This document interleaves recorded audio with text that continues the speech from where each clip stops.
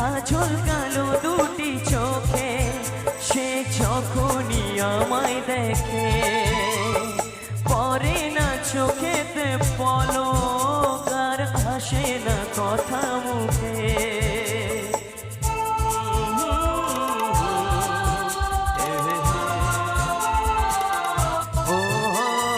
কাজল কালো দুটি চোখে সে যখনই আমায় দেখে পরে না চোখেতে পলক আর আসে না কথা মুখে